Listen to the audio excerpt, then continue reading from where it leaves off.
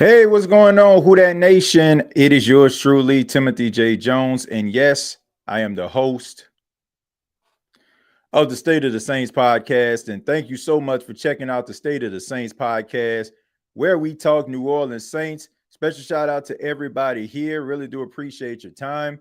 And on this edition, this is a special mock draft edition here of the State of the Saints podcast. Who will the New Orleans Saints go after in the 2025 draft? This is according to where I feel some of these picks will be. This is according to where I feel like maybe the Saints will be looking at this time. Of course, I'm pretty sure a lot of people have their mock drafts already.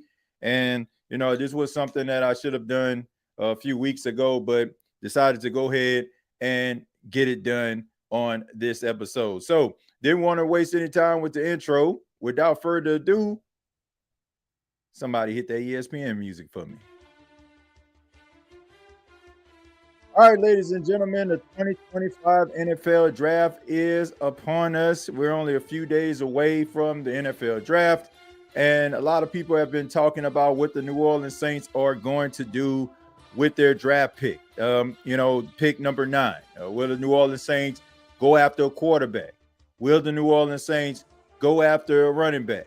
Will the New Orleans Saints go in some other direction? But with my pick number 9, I have the New Orleans Saints selecting Tetairoa McMillan, wide receiver out of Arizona. Look, 6'5", 219 pounds, ran a 4.5. I think he's more in 4.6 territory, but we know that teams don't need a bunch of burners. What the New Orleans Saints need is a big target wide receiver. This has been something that the Saints have been lacking since Michael Thomas left. And this guy could provide that. He has vice grip hands. He's a pretty disciplined route runner. And I just think that he's a freak of nature. And you combine him together with Rashid Shaheed and Chris Olave and a veteran Brandon Cooks, I think that you have yourself a formidable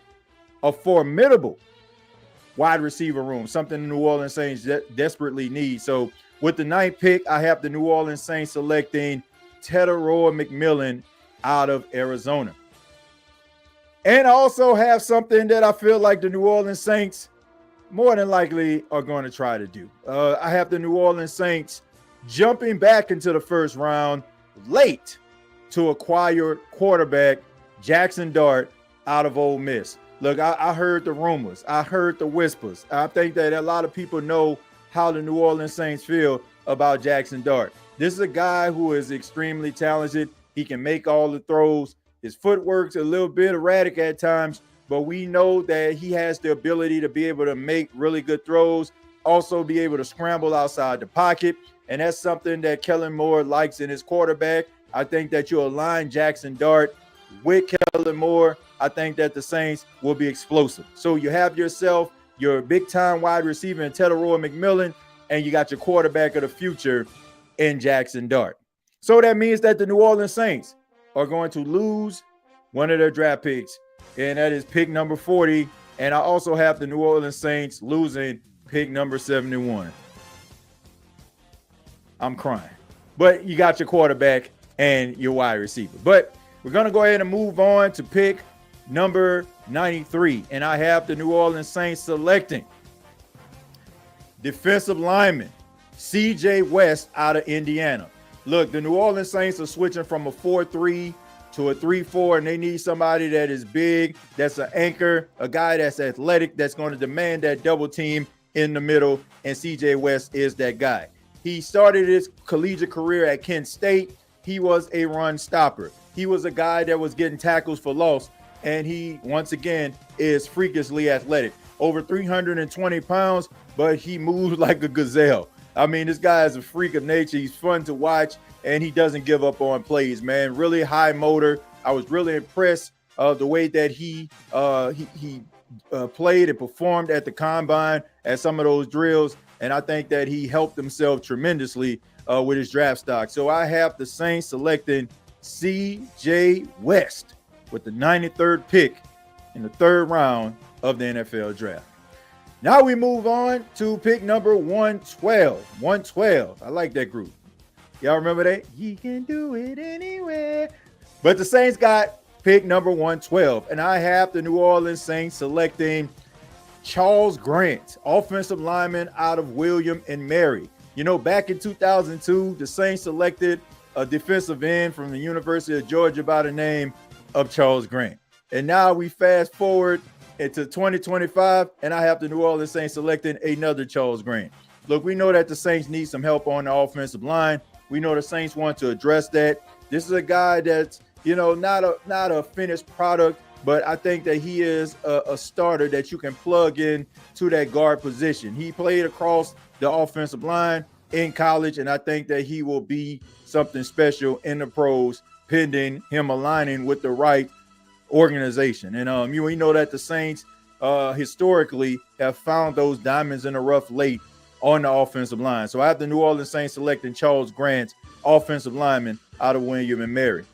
Then we go ahead to pick number 131. And I just think that is about that time that the New Orleans Saints select a running back. R.J. Harvey out of the University of Central Florida. Yes, I feel like he will be there. This guy reminds me a lot of Mark Ingram, man. He's not a guy that's going to make you miss. He's not that guy that's super elusive like a Reggie Bush or a Shady McCoy, but he is a really good downhill runner. I think that he's a really good complement to Alvin Kamara. And like I said, he has really good pad level. Kind of reminds me that of Mark Ingram. He puts that foot in the ground, and the rest is history. R.J. Harvey is the guy that I feel could help the New Orleans Saints running back room. So I have the Saints selecting R.J. Harvey in the NFL draft. Now let's go ahead and move on some more. I have the New Orleans Saints, pick number 184, selecting, rest in peace, he has the same name as the legend, Kobe Bryant, cornerback out of Kansas. Look, the Saints, they need somebody that's a dog. And Kobe Bryant is a dog. All right, he's a guy that will get up into the face of the wide receivers. He does not back down from any challenge, and he's an opportunistic guy. We know that Paulson Adebo has taken his talents to the Big Apple, and now the New Orleans Saints have a huge void at the cornerback position. Paulson Adebo had a way of getting his hands on the football, and Kobe Bryant has a way of getting his hands on the football. He's a talented guy, and I think that he will add to this room. So I have the New Orleans Saints selecting Kobe Bryant with pick number 184. Now we move on to pick 248 for the New Orleans Saints. And I have a guy that I feel a lot of people aren't talking about. Tight end Jalen Conyers out of Texas Tech. Look, everybody has fallen in love with Tyler Warren, justifiably so. Oh, he lines up in the backfield. Oh, they had him on the offensive line. Oh, he did that and this, that, and the third. What if I told you Jalen Conyers was doing some of the same things? Lining up in the backfield, Texas Tech was using him in all type of exotic ways, and he was able to answer the bell. And I just think that he will be a really good red zone threat. He will be able to go in, help out guys like Foster Monroe, Juwan Johnson, really good red zone threat, and he can help you move the chains if he can put it all together. So pick 248, I have the Saints selecting Jalen Conyers, tight end out of Texas Tech. And then finally, the Saints' final pick, 254, I have the New Orleans Saints selecting wide receiver Jimmy Horn Jr.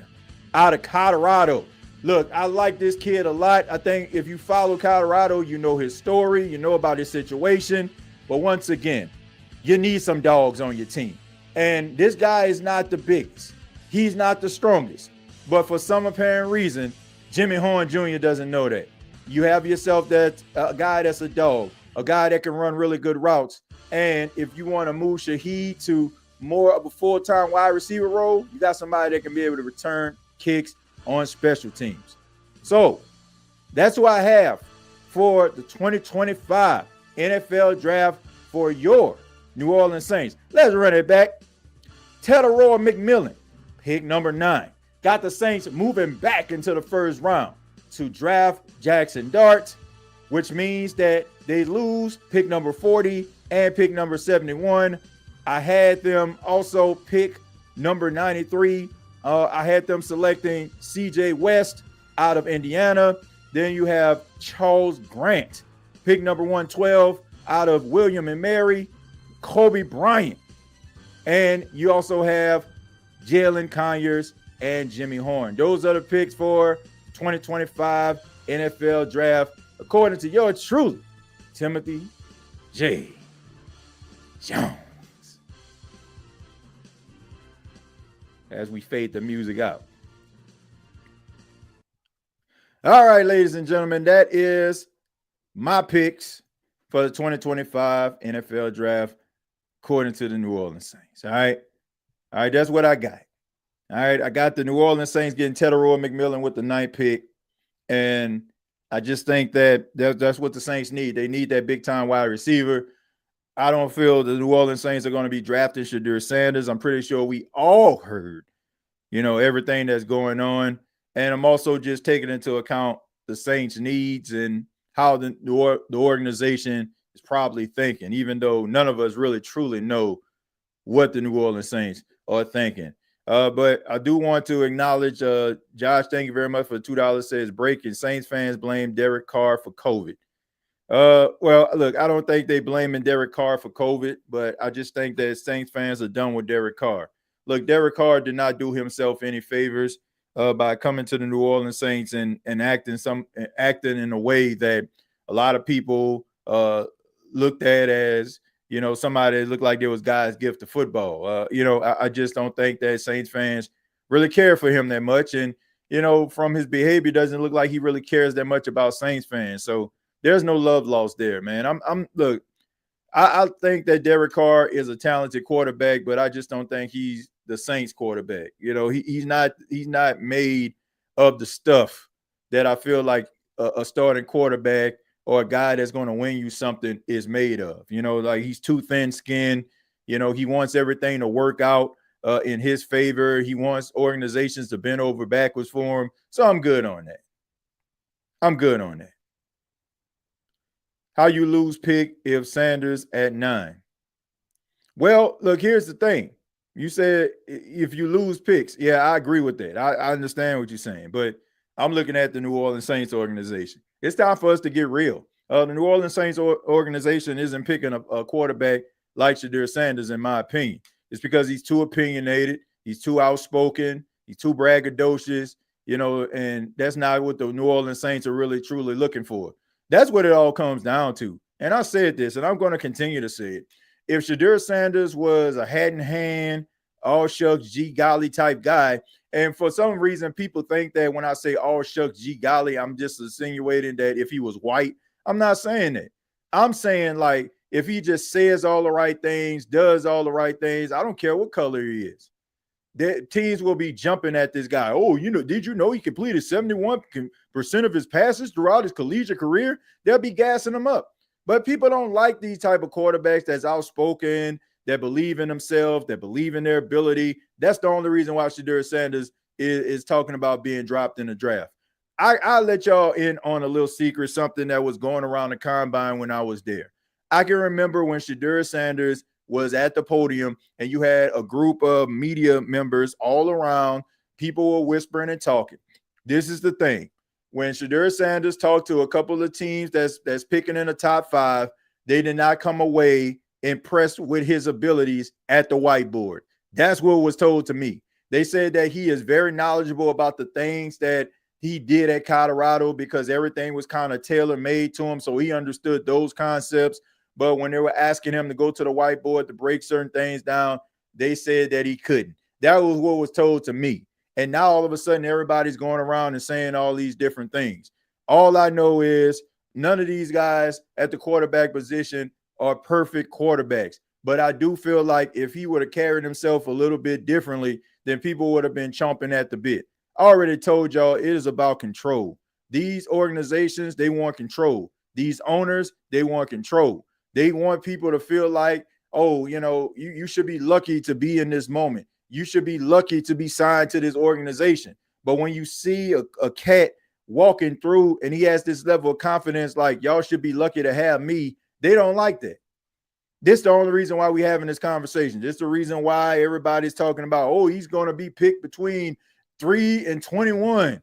That's the only reason why we're having this conversation. If Shedeur Sanders' personality was different, we wouldn't even be having this conversation. If Shedeur Sanders had a different personality, most of these Saints fans would not be having these type of conversations. That is a fact. Some people probably don't want him based on his ability and his skill set. I will say that. You probably broke down his tape and probably didn't fall in love with him. Fair enough. But a lot of people ain't watching tape, and a lot of people don't know that much about football. If I'm talking about you, I'm talking about you. And a lot of what you are saying about Shedeur Sanders is something that's coming out of somebody else's mouth, and you are Kermit the Frog. You are Miss Piggy. And if you don't get that analogy, you're a puppet. If you haven't taken the time to look at this guy and evaluate him and really look at what he is doing to come to the conclusion, then you, sir, you, ma'am, are a puppet. Plain and simple. Any team that gets Shedeur Sanders, in my opinion, should be happy to have him, especially a team in the New Orleans Saints that haven't had a succession plan for Drew Brees, and Saints fans and onlookers that have been watching this team have watched this team be a mere shell of itself over the last 4 to 5 years. And they rather sit up here and know that they need a quarterback, but for some apparent reason, everybody knows we need a quarterback, so let's not draft a quarterback. What in the hell is going on? And that's the reason why the Saints going to continue to be in a position that they're in right now. But I will still be here giving it to you. But it's pretty sad to watch, man. It's pretty sad to watch a team understands and know what the problem is, but don't want to address what the problem is. It's pretty bad. It's pretty bad, man.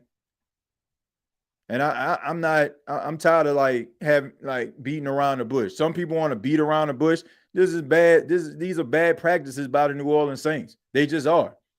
You know it, and I know it. If you're trying to make me try to, reconfirm how you may feel about the team, then I ain't the dude. We all can see that this team is looking like trash from the front office. Mickey Loomis looks terrible as a general manager. And if he's lucky, he found himself a coach in Kellen Moore who wasn't his first choice, but he fell into him, luckily, if things work out, that can be able to maybe outmaneuver some of the ridiculous decisions that they've been making up top. Plain and simple. Yeah, y'all know it, I know it. But if we want to pretend, okay, that's fine. Too bad the Saints can't learn from their past draft mistakes. They won't learn from their past draft mistakes because they can always make excuses as to why that draft pick didn't work out.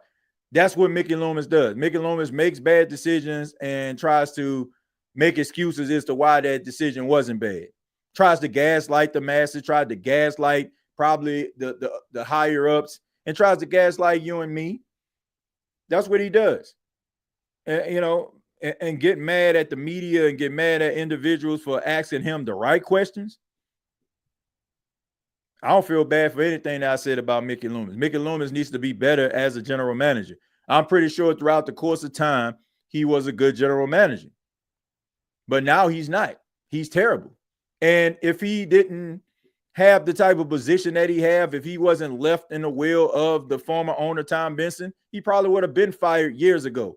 If any other owner, if Gail Benson just says, you know what, I'm not, this football thing ain't really cut out for me. I think I might sell the team.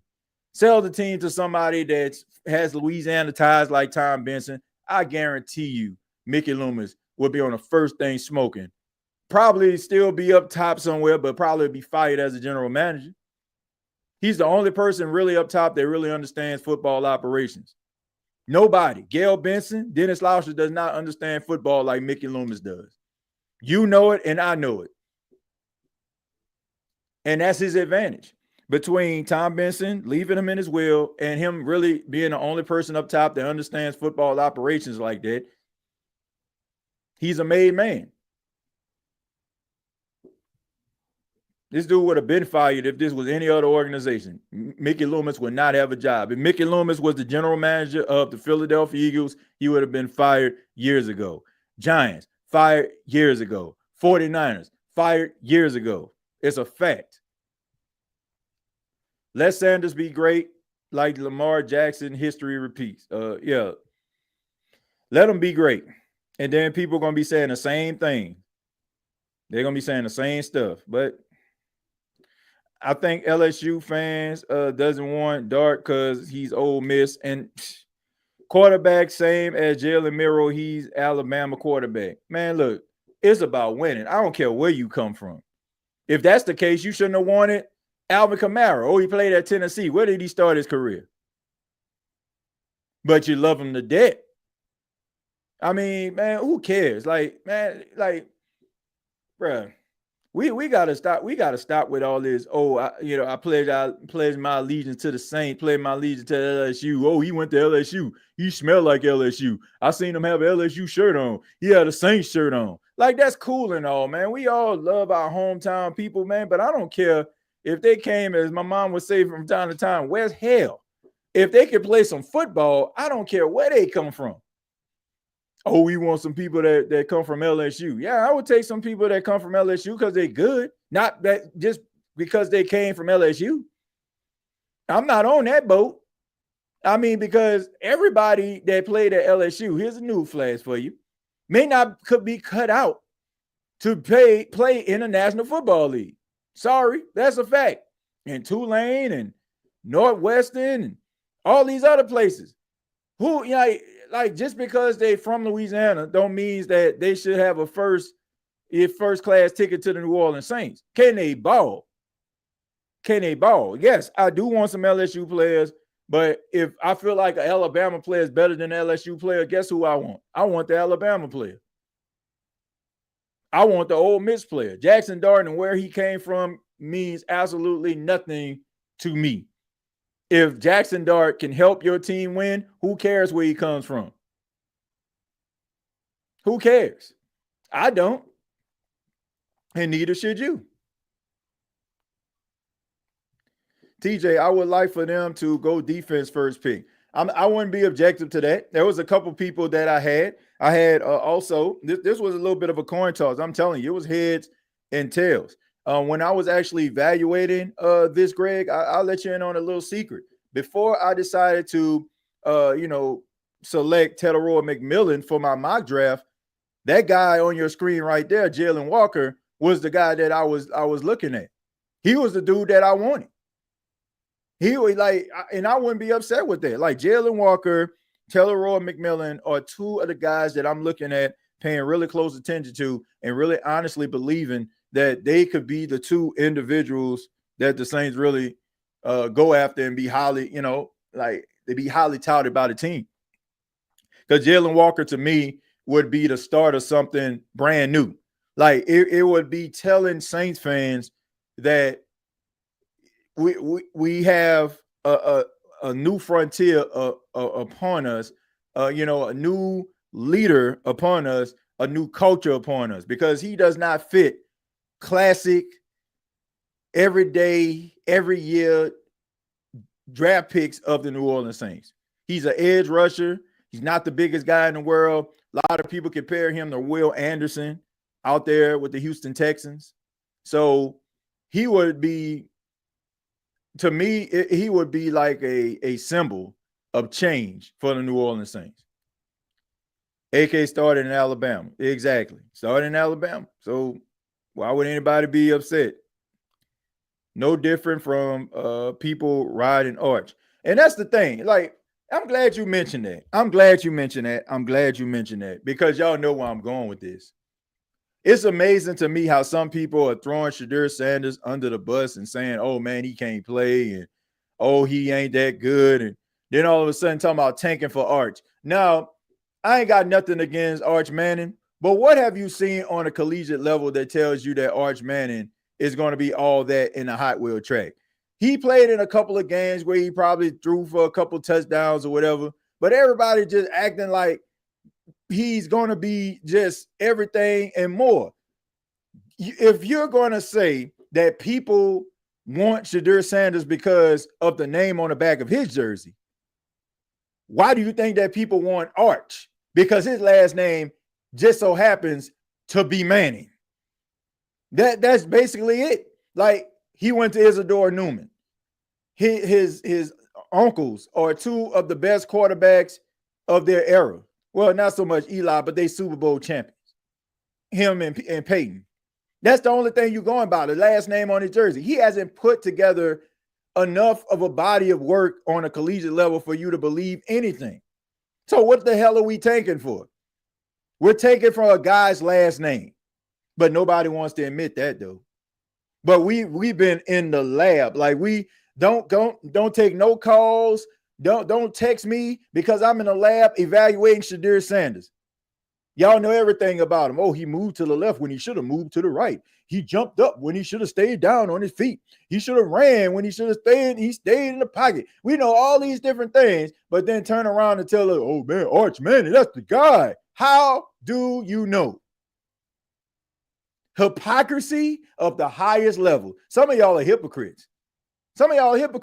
Y'all will look down on Shadir Sanders and say he ain't this, that, and the third, and ain't seen but a cup of coffee worth of football from Arch Manning. And Arch Manning might end up being great. All I'm saying is you have nothing to draw that conclusion other than the fact that he's a Manning. The hypocrisy of some of you. The hypocrisy. And like I said, I have nothing against Arch Manning. Nothing. He might end up being one of the greatest college quarterbacks, one of the greatest college seasons of all time. But that's yet to be seen. Don't know what this dude gonna do. Oh man, we need to tank for Arch. People was talking about tanking for Tua, wasn't it? Was Tua Tagovailoa the first pick overall in the NFL draft that year? Anybody? No, he was not. You never know. Who knows, man? Like Lenore Sellers, he might end up being the first overall pick. Who knows? Might be a completely different position. Hell, Arch Manning may not even come out of college. It's not like I just need to come out of college. It's not like he broke. Not like, you know what I'm saying, he can't be in college all 4 years. I think he'll be all right. I mean, family jet, you know, I mean, come on, man. I think he'll be all right. I think if he wants to stay in college for 4 years, he could. No struggle story over there, ladies and gentlemen. People got to stop deciding who they want with their heart or hope. Yeah, I mean, that's the truth. Most people are like, man, he looks the part. Oh, man, he looks like he can play. Oh, who his daddy is? Oh, man, his daddy was a beast. Like, man, I don't care. Like, is he a beast? Like, I get it. The love for Arch Manning is about that name on the back of his jersey. You ain't about to sit up here and tell me you done seen enough Texas Longhorn football with Arch Manning as the quarterback to draw that conclusion. He only played in a handful of games, and we already anointing this guy because of his uncles.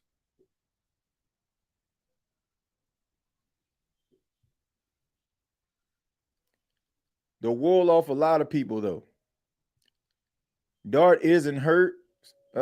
He's more like Josh Allen, but I would rather have Sanders.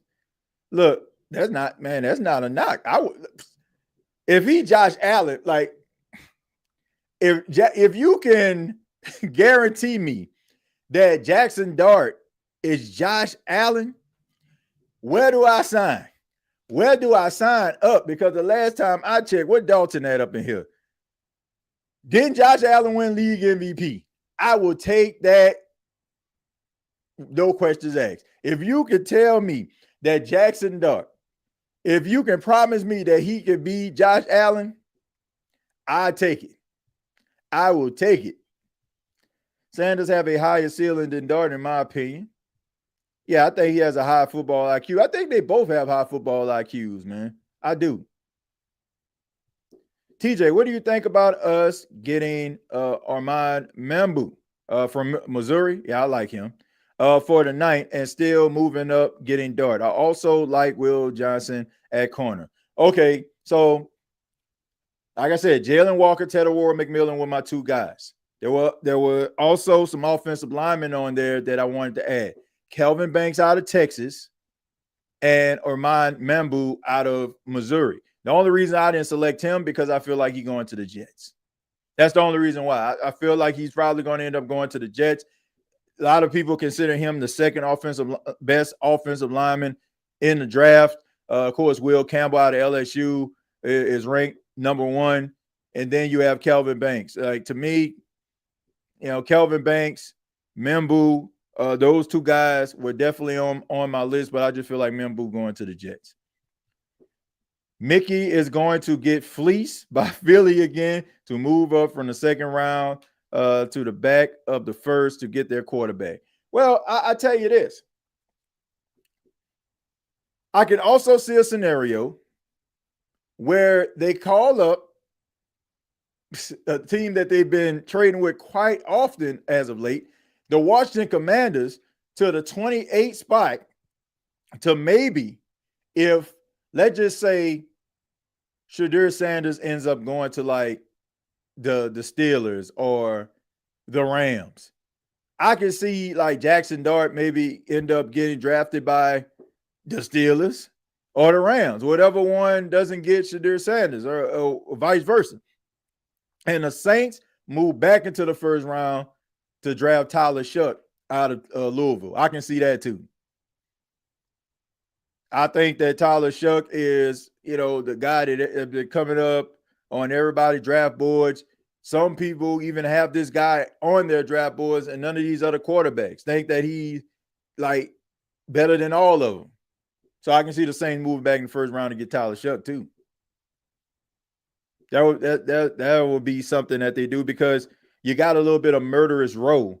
If the Giants don't address the quarterback position with their first pick, then they get a chance in the second round to get the best quarterback available. And so do the Browns. If they end up getting Travis Hunter, which, according to Adam Schefter, the Browns already told Travis Hunter that they're going to draft him if he's there at the number 2 spot. So that's pretty much some Mario Williams type stuff back in 2006 when the Texans called him and said, we're going to pick you number 1 overall.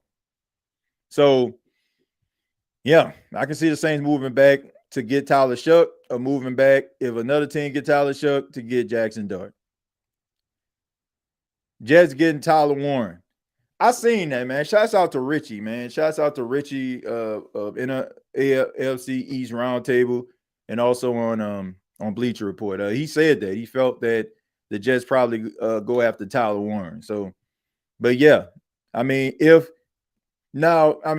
makes it interesting if they do, because the Saints, they might end up getting a offensive lineman. I'm gonna take a few more of them and get up out of here, folks. Let's see. Spencer Rattler's our quarterback. Just get other pieces. They need to be on the team. That need to be on the team. Abraham.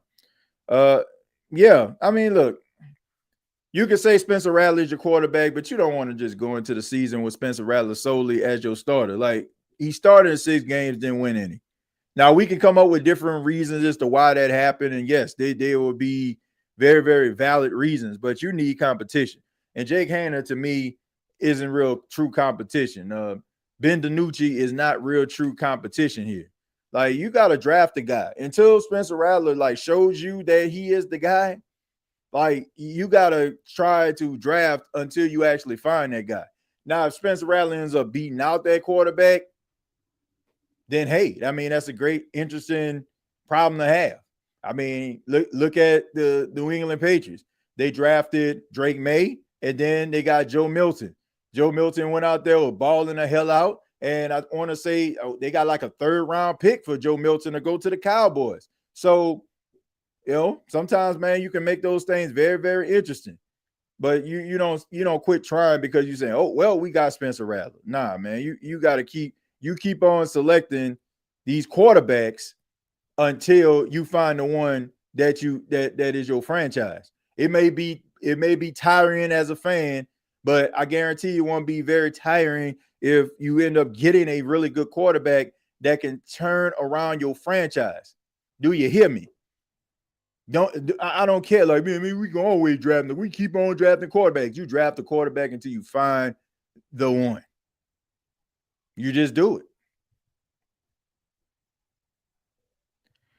Tyler Shuck getting hyped because they think he got that big Trevor Lawrence quarterback profile. Yeah, I mean, a lot of people aren't looking at him because he's been in college forever. And he's had some injuries. But man, look, the hype train gonna always be coming out of the station around this time. There's always going to be a guy that, oh man, I've been looking at him. Boy, look at the tape. Man, this dude just fall up a turnip truck. Like if he was that good and we should have been paying attention to him that much, why did he come up on anybody's radar? Ain't nobody was really talking about this dude. Now all of a sudden, like everybody talking about him. Man, I don't get it. Like he might end up being good, but he had to excuse me that, you know, I ain't getting all overly excited about this dude, especially somebody that has had some injuries throughout his collegiate career. TJ, if we draft another player that has potential, I'm going to be sick, man. But I was the Saints. I would be talking to Pittsburgh to move back. Yeah, and that's another thing. To me, why don't you move back? I'm not objective to that. Like, unless you about to go out here and move, like, get somebody that's going to be an absolute bona fide certified dog. Like, we having this conversation 10 years from now, we like, man, we going back to the 2025 draft. I say move back. I say move back and acquire more draft capital. If you move back to, let's just say, you talking about getting a quarterback. You get pick number two. Let's just say you call Sean Payton up on the phone. Sean Payton wants to move up because he want to get Ashton Genty or something. Maybe the Raiders end up getting, let's just say the Raiders end up drafting Shadir Sanders. Yeah, they signed Geno Smith, but we done seen this before. We seen it last year with the Falcons. Let's just say the Raiders get Shadir Sanders. And everybody's expecting them to get Ashton Genty. Well, you know more than likely the Carolina Panthers aren't going to draft him. So if Sean Payton like, okay, man, we're going to give you this pick and this pick in order for us to move up to get Ashton Genty, you got yourself a deal, my friend, and move down to 20. And you probably end up still getting a quarterback that you end up wanting. And you end up getting another draft pick in the process, probably Denver's second round pick. So you will get a 20, you'll pick at 20, and you'll get 2 second round picks, 2 third round picks. And you know, you can really build your team. But that's just me. That's just me. TJ, you got to check out Curtis Roker. Yeah, I'm gonna check him out. How do you feel about Miro? I like Jalen Miro. I like Jalen Miro, but Jalen Miro to me is a little bit of a project at the quarterback position, especially if he's like he doesn't go to the right situation. There's only a few teams I can think of that if Jalen Miro goes to him, he has a chance. Honestly, the Saints are one of them because of Kellen Moore, but I don't think that he is a starter like right away. And you know, I just think that he needs to go to an organization where, you know, they're going to be patient with him. Now, I heard some people say, you know, the Steelers might end up drafting him. I don't see that because the Steelers only got Mason Rudolph. And Mason Rudolph has started a lot of games with the Steelers before he went to the Titans. Now he's back. But I just think that the Steelers are looking for somebody to be that starter, you know. But, yeah, I like him, man. I think he has really good upside. I think he has – honestly, I think he has a higher ceiling than any of these quarterbacks in this draft. Like, if he goes to the right team, I think that he can end up being better than all of these quarterbacks. That includes Shadir Sanders. So he just got to go to the right place. If he goes to the right place, I think he'll be fine. But I just think that he's probably going to be like a second-round pick, like late second-round pick, early third. Believe it or not, TJ, there was a time when they weren't talking about Ashton Genty either. Yeah, I mean, but like the entire season, everybody was talking about Genty, though, right? I mean, before that, they weren't really talking about him. But you can understand, like, why he's being talked about as a top 10 pick, though, Cartel. Now, but when we talk about Tyler Shuck, like, this guy just came through the shadows. It's like, you know, this is like some sunshine type stuff on Remember the Titans, right? You know, he signed up, he came to the new high school, and there was like, oh, man, sunshine through the football and almost put a hole through a dude's chest, right? So it's like, oh, everybody like, oh, man, they got something there. You get what I'm saying? Like, it's one of those things where He just kind of came out of nowhere and asked him, man, you play football? Man, I play a little bit. Then all of a sudden, like he throws like this spectacular pass, and now all of a sudden, next scene, he's a starting quarterback. Like, I, I, I just got, man, I got to see some more, man. I just got to see some more. Sean Payton is going to draft Henderson or Jerkins because he loves Ohio State players. That's a good point. That's a good point. Miro in the third or fourth round, maybe. I don't know. I think he might be a late second, early third. Yeah, I agree with you on the third. To be honest, I would like to see Shadur out there with weapons like Pickens and DK. Me too.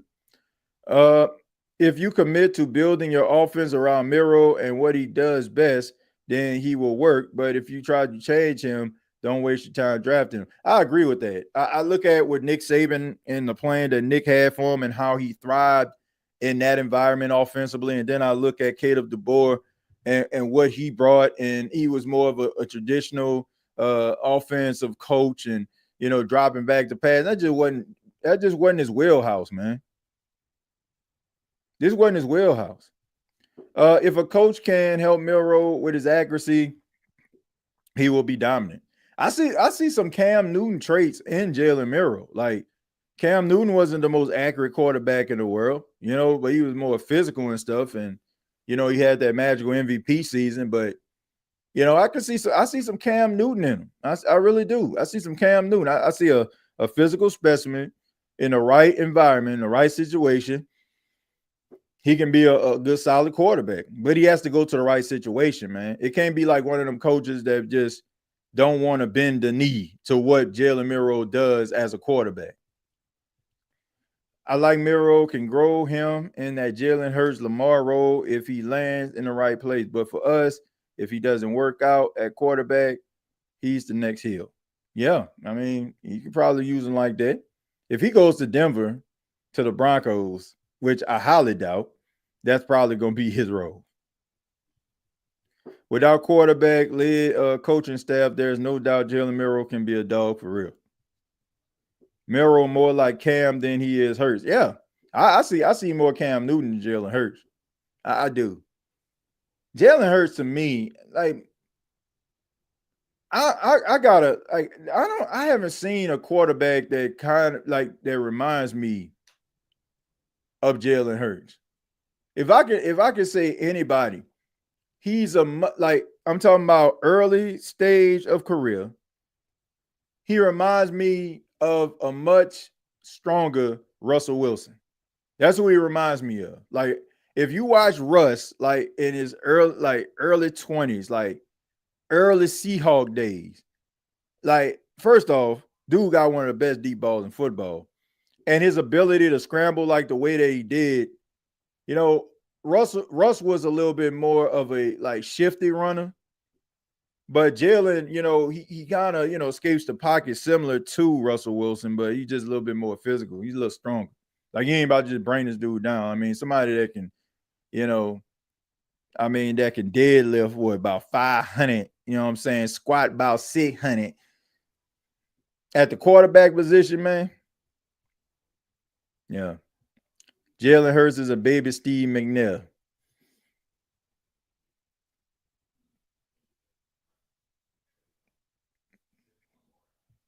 That ain't a bad comparison. That's not a bad comparison. That's not. I can see that too. I can see that.